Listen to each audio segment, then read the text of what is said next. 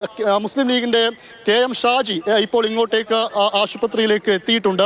K M. Shaji ഇപ്പോൾ മാതൃഭൂമി ന്യൂസിനൊപ്പം ചേരുകയാണ്.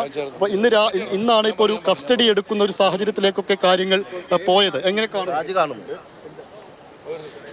അല്ല, ഇതില് കേരളത്തിലെ ഇടതുപക്ഷ രാഷ്ട്രീയത്തിൻ്റെ, പ്രത്യേകിച്ച് പിണറായി ഇസം ഭരിക്കുന്ന ഒരു കേരളത്തിൽ കാണിക്കുന്ന ഏറ്റവും വൃത്തികെട്ട ഒരു രാഷ്ട്രീയമാണ്. എന്ന് വെച്ചാൽ ഇതൊരു ഫേക്കായിട്ടുള്ള അല്ലെങ്കിൽ തെറ്റായ ഒരു വാർത്തയാണ് ഈ കൊടുക്കുന്നതെങ്കിൽ, തീരെ സംഭവിക്കാത്തൊരു വാർത്തയാണ് കൊടുക്കുന്നതെങ്കിൽ ആ വാർത്തയുടെ പേരിൽ അങ്ങനെ അത് എൻ്റർടൈൻ ചെയ്യേണ്ട ഒരു കാര്യമല്ല. അതേസമയത്ത് വളരെ കൃത്യമായിട്ട് മുഖ്യമന്ത്രി പങ്കെടുത്തൊരു പരിപാടിയെക്കുറിച്ച് വന്നിട്ടുള്ള വ്യത്യസ്ത തലത്തിലുള്ള, പ്രത്യേകിച്ച് ഇവരുടെ കാലത്ത് ഇതിനൊക്കെ പലതരത്തിൽ ഇതിനെ കൊടുക്കാറും കാണിക്കാറുണ്ട്. അങ്ങനെ വരുന്നൊരു കാര്യത്തെ ഇതിന് കാണിക്കുന്നതിൻ്റെ പിറകിലുള്ള ബേജാറ് അല്ലെങ്കിൽ ഭയം, അതല്ലെങ്കിൽ അതിൻ്റെ ഒരു ധൃതി ഈ സ്വർണ്ണക്കേസിൻ്റെ കാര്യത്തിൽ മുഖ്യമന്ത്രിക്ക് എത്രമാത്രം ഇൻവോൾവ്മെൻ്റ് ഉണ്ട് എന്ന് തെളിയിക്കുന്നതാണ്. മുഖ്യമന്ത്രിയുടെ ഓഫീസിന്, മുഖ്യമന്ത്രിയുടെ പിണിയാളുകൾക്ക് എത്രത്തോളം ഈ സ്വർണ്ണക്കേസിൽ ഇൻവോൾവ്മെൻ്റ് ഉണ്ട് എന്ന് തെളിയിക്കുന്നതാണ് സത്യത്തിൽ അദ്ദേഹത്തിൻ്റെ ഈ ഭയം.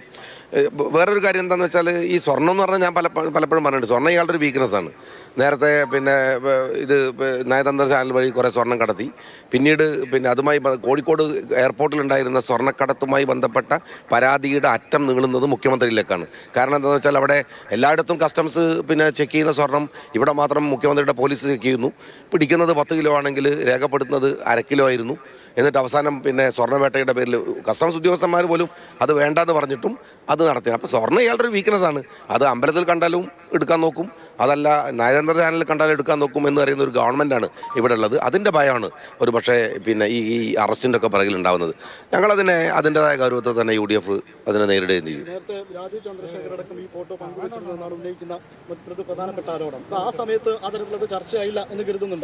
അല്ല, ഞാൻ പറയണത് ഈ ഇൻസിഡൻ്റ് എന്താണ്, അത് നടന്നിട്ടില്ലെങ്കിൽ ഒരു ഫേക്ക് സാധനമാണെങ്കിൽ അതൊരു കേസാണ്.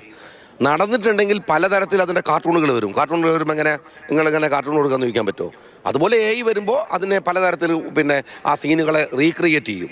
അത് എത്ര വലിയ കേസാവുന്നത് എങ്ങനെയാണ്?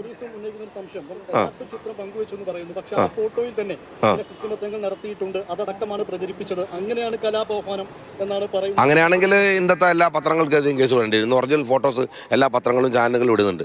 എൻ്റെ ചോദ്യം അതല്ല, ഒറിജിനലായി ഈ സംഭവം നടന്നിട്ടുണ്ടോ?